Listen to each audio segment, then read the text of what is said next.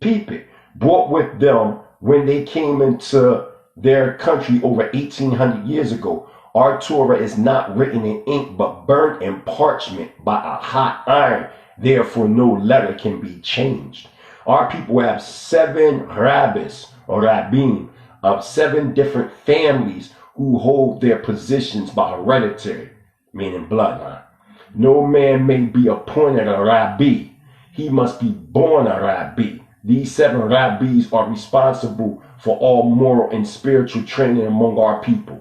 Spirituality is supreme for the tribe or the sons of Ephraim, for we are very pious. My people observe the biblical laws to the letter. We have no compulsory labor. We eat when we are hungry. We sleep when we are sleepy. We rest when we are tired. We pay no rent and no taxes. We buy no clothes because in our land we never wear any. We have no need for currency nor for any monetary standards. Our lives are wrapped up in spiritual observances. My people know nothing of the Talmud or about the parts of the Bible that follow the Torah. Our festivals are Pesach, Shavuot, Yom Teruah, Yom Kippur, and Sukkot. We have no need for dietary laws. Now you gotta hear this. We have no need for dietary laws because we never eat flesh and we never have milk. We have no problem about mixing milk and meat together. We eat flesh only during the Pesach sacrifice, and even then only the 7 rabbis and their families eat it, not the people. Our people circumcise their boys at the age of 8 days, carrying the right to the letter, although not the same way as in Palestine today. Our rabbis permit us to use only our fingernails for the observance. Our temple is a holy of holies, not a place to, this is the twist, enter at will, but a sacred place to go into only once a year at Yom Kippur, to where the Torah is. The rabbis, okay, the rabbis may go in every Shabbat. They recite prayers from within this temple, and these prayers the people repeat in the language of the country, a dialect of Arabic, right? Watch this. Men sit around on the ground outside the temple, which has porches, and their prayer and receive instruction. This is the twist. This is where it gets real interesting. Our Torah is guarded closely in the Holy of Holies by at least 1 rabbis or rabbi, always night and day.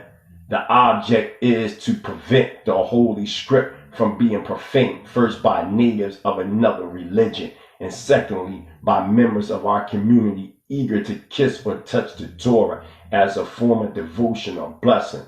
Our people have the same social customs as other natives. They eat the same food which grows without cultivation, but our women prepare it somewhat differently from the way the women of the other communities prepare food.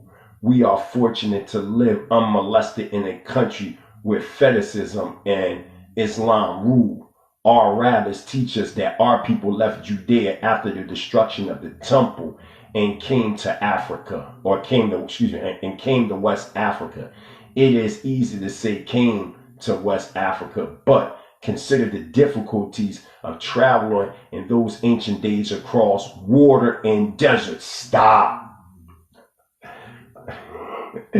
Without good means of transportation, we traveled to Morocco and lived there many generations.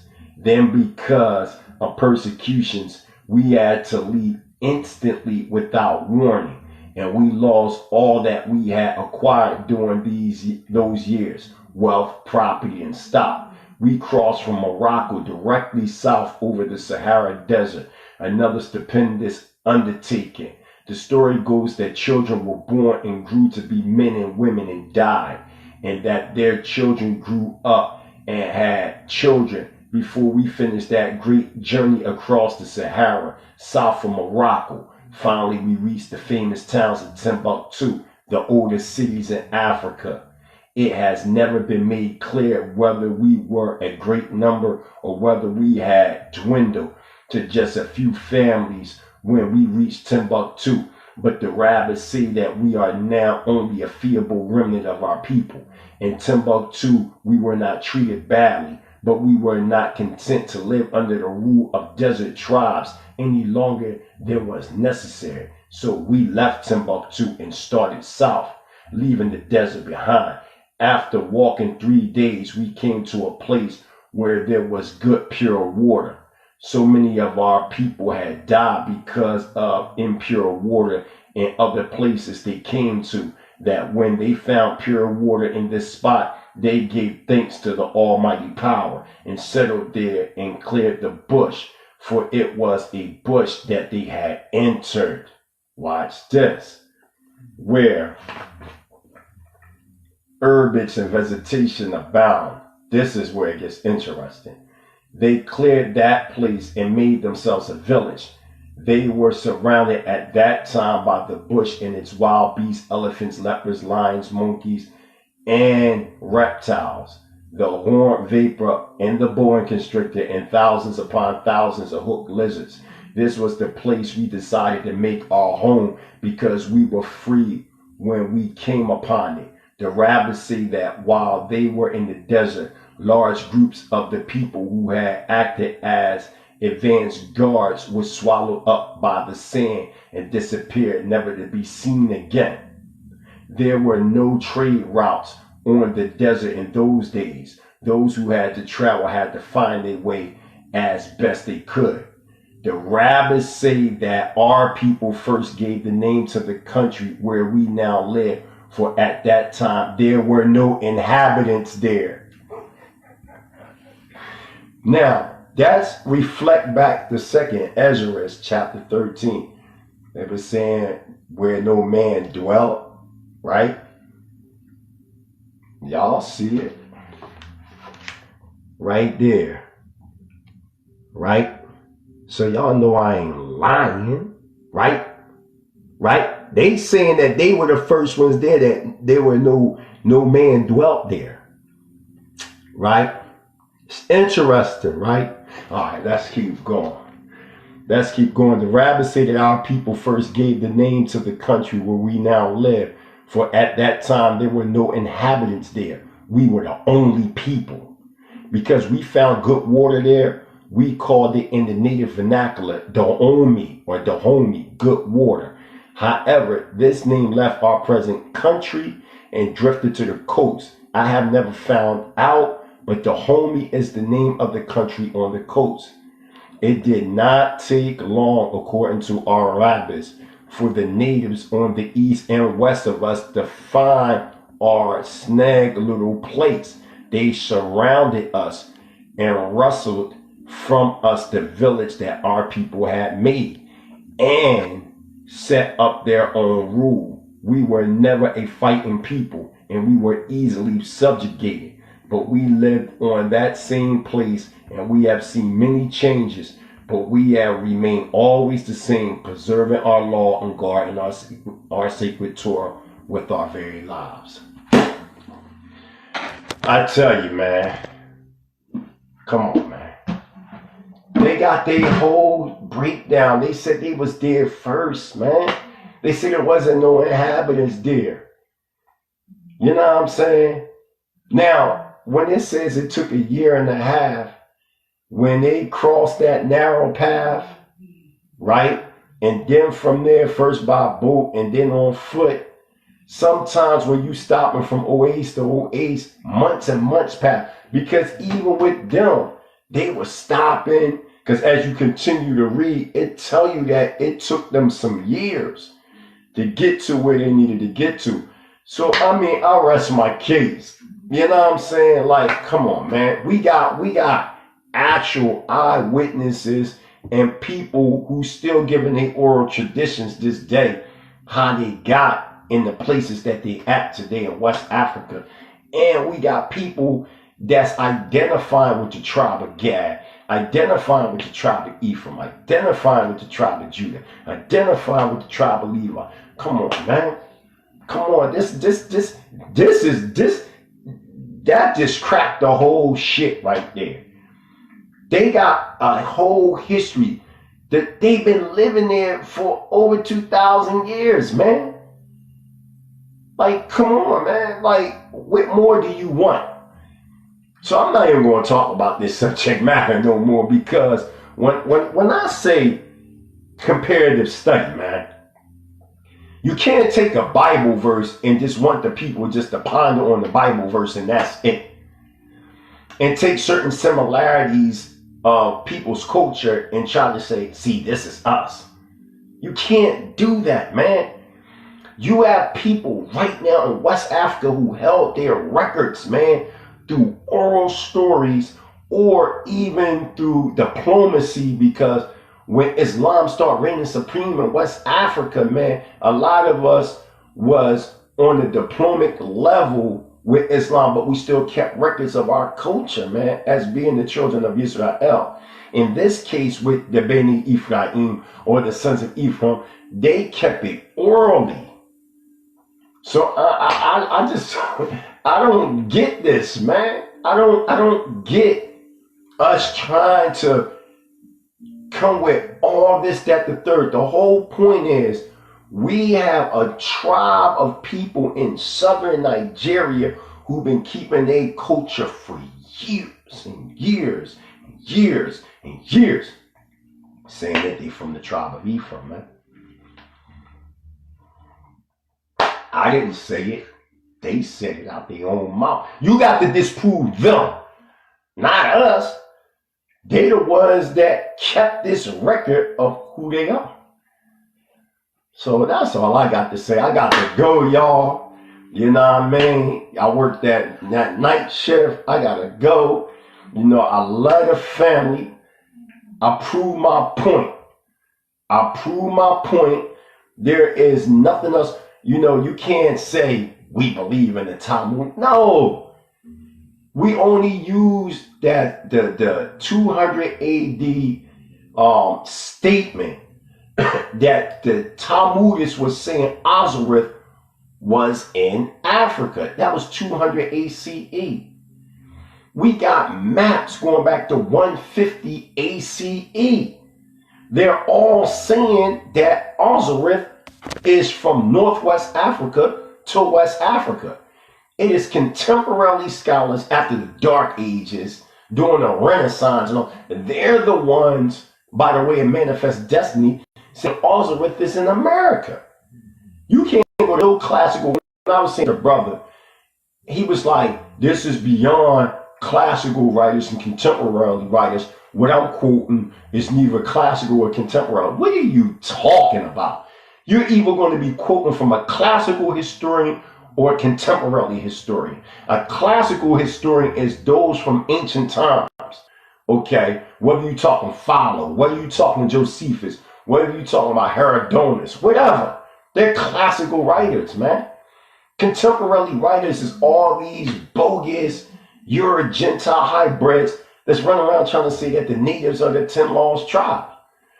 Y'all can't show no classical writers. I keep taking you to classical writers, classical maps. All the ancient maps say that Arsareth is in Africa. Every last one of the ancient maps that we used, right?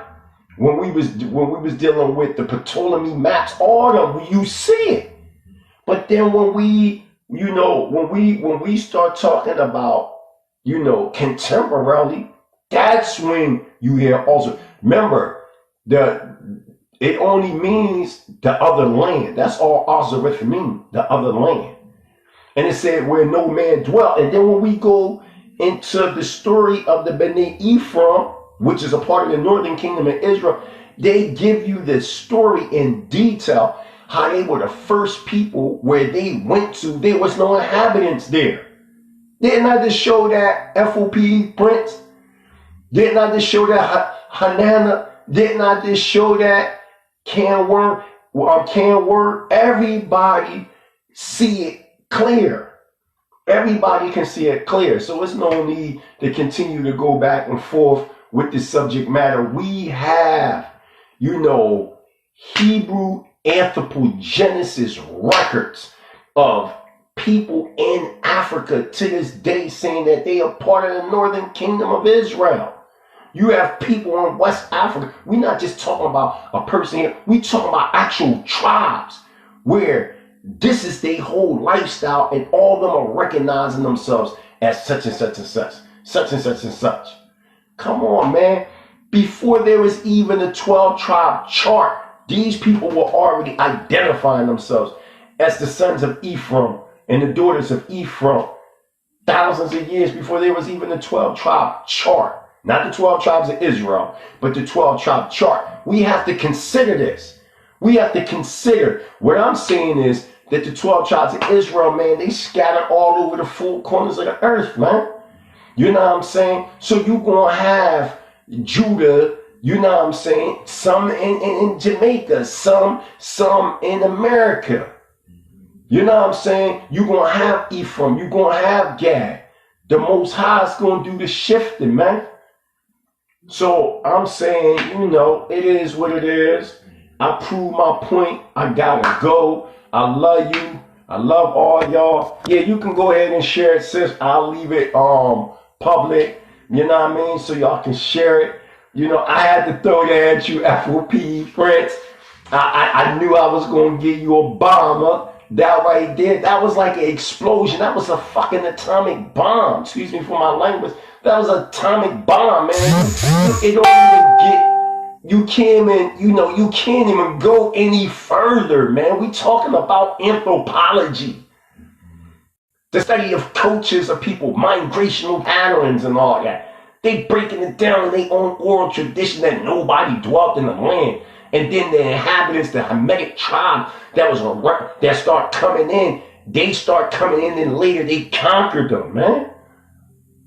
Come on, man. This is what the tribe of Ephraim. If they not the tribe of Ephraim, who are they? Y'all love quoting Rudolph R. Windsor from Babylon to Timbuktu. Come on, man. He's saying it.